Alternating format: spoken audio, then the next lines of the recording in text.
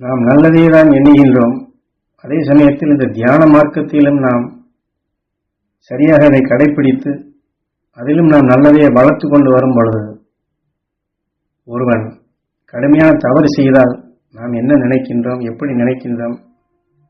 பார், நான் எவ்வளவு நல்லது செய்து கொண்டிருக்கின்றேன், ஆனால் இவன் இப்படி தவறு செய்கின்றானே என்று எண்ணிவிடுகின்றோம். இது வெளியிலும் வரும், அகத்திற்குள்ளும் வரும். நான் நல்லது செய்கின்றேன், எனக்கு இப்படி வந்துவிட்டதே என்று அது வேதனைப்படும் நிலையாகிவிட்டால் 2 மடங்கு ஆகிவிடுகின்றது.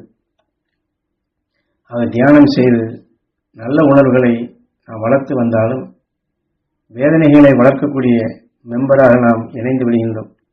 அதுபோன்ற நிலையில் இல்லாதபடி இந்த வாழ்க்கையில் வரும் எத்தனையோ கொடுமையான தீமைகள் இருந்து, துன்பங்கள் இருந்து, வேதனைகள் இருந்து, அந்த வேதனைகளை நீக்கும் நிலைகளுக்குத்தான் இங்கே மீண்டும் மீண்டும் மீண்டும் உபதேசமாக கொடுக்கின்றோம்.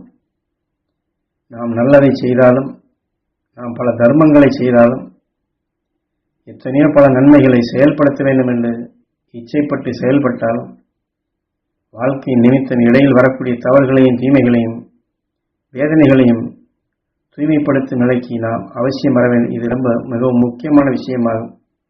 என்னால் வெளியிலே சொல்லிவிடுவோம், அகத்திற்குள் இது வரும்பொழுதுதான் நமக்கு தெரியும். ஆகவே குருநாதர் சொன்ன நிலையில் வாழ்க்கையின் நிமித்தம் இடையில் வரக்கூடிய தவறுகளையும் தீமைகளையும் வேதனைகளையும் தூய்மைப்படுத்தும் அந்த மனபலம் நமக்கு வர வேண்டும். அதை நாம் செயல்படுத்த வேண்டும்.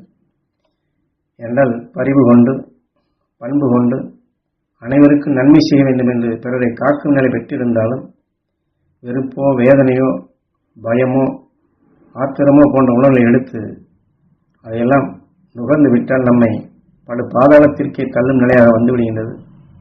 அதுபோன்று ஆகாதபடி உங்களை தடுப்பதற்குத்தான் துருவ நட்சத்திரத்தின் உணர்வுகளை ஆழமாக பதிவு செய்கின்றோம்.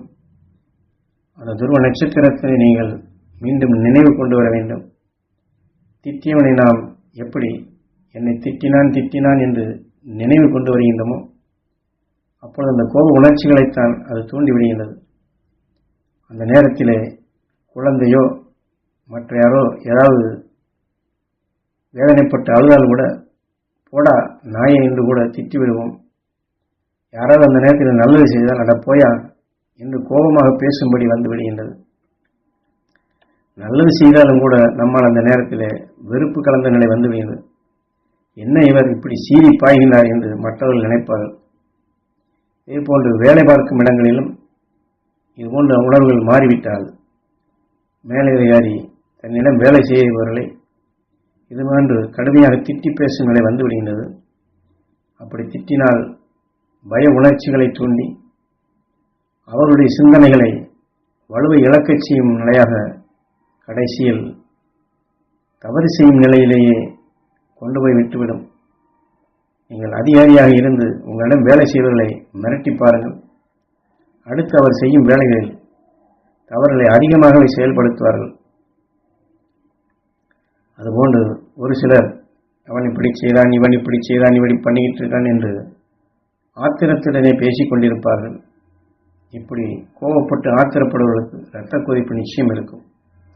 இதெல்லாம் சந்தர்ப்பத்தில் வருவதால் நாம் யாரும் தவறு செய்யவில்லை. இதுபோன்ற நிலையிலெல்லாம் நாம் அவசியம் மாற்ற வேண்டும். மாற்ற வேண்டுமென்றால் துருவ நட்சத்திரத்தினுடைய சக்தியை எடுத்தே ஆக வேண்டும். காரணம், நாம் கோபப்பட்டு கொண்டிருந்தால் நம் காரியங்கள் தடையாகி விடுகின்றது. யாரை உற்று பார்த்து கோபித்தமோ அவனுக்கும் இந்த உணர்வுகள் ரிமோட் செய்து அவனையும் இயக்கி விடுகின்றது. என்றால் காற்றில் இருக்கின்றது.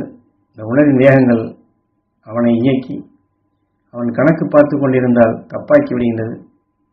இயந்திரத்தை ஓட்டினான் என்றால் தவறாக இயக்கச் செய்து விடுகின்றது.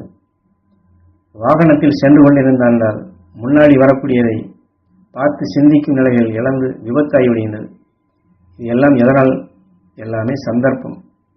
இது மாதிரியான சந்தர்ப்பங்களிலிருந்து நாம் எப்படி மீள்வது? அந்த சந்தர்ப்பங்களில் இதுபோன்ற உணர்வுகள் மோதலானால் அடுத்த கணமே ஈஸ்வரா ஈஸ்வரா என்று புருவ மத்தியிலே எண்ணி உயிரோடு ஒன்றி துருவ நட்சத்திரத்தின் பேரருளை நாங்கள் பெற வேண்டும், தீமையானவற்றை நுகர்ந்து விடாதே என்று உயிரிடம் இதை கட்டளையாக இட்டு அந்த துருவ நட்சத்திரத்தின் உணர்வை வலுப்படுத்தி தீமைகள் புகாது நாம் தடைப்படுத்தி ஆக வேண்டும். அந்த முயற்சி நாம் கண்டிப்பாக செய்ய வேண்டும். துருவ நட்சத்திரத்தின் பேரருள் பேரொளி எங்கள் உடல் முழுவதும் படர வேண்டும்.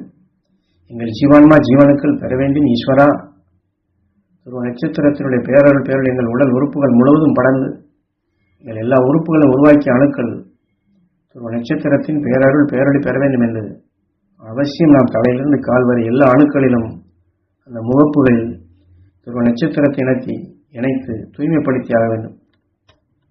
அதற்கு பின் யாரால் கோபமோ மற்ற உணர்ச்சிகள் தோன்றியதோ அவர்களும் அந்த மகரிஷி நற்சக்தி பெற வேண்டும்.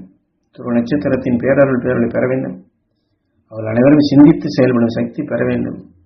என் பார்வை எல்லோரையும் நலமாக்க வேண்டும், எல்லோரையும் நலம் பெறச் செய்ய வேண்டும்.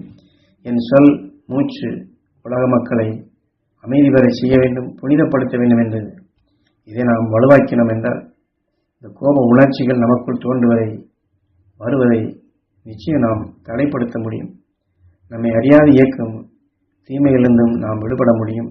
ஆகவே இதையெல்லாம் உண்மைகளை உணர்ந்து நாம் நல்லதை செய்கிறோம் என்ற ஒன்றை மட்டும் எண்ணாதபடி அதற்குள் இடைமறித்து வரக்கூடிய சில இடையூறுகள், அதாவது தீமைகளையும் நாம் கவனமான நிலையில் கையாண்டு அந்த தீமை தனக்குள் பற்றிடாது எந்த நல்லதை செய்ய வேண்டும் என்று விரும்பினோமோ அந்த நன்மை செய்யக்கூடியதற்கு வலிமை சேர்க்கும் நிலையாகவே நம்முடைய செயல்கள் அது மாற்றப்பட்டு பக்குவமான நிலையில் நாம் செயல்பட வேண்டும் என்று குரு இந்த உபதேசத்தில் நமக்கு வழிகாட்டுகின்றார்கள்.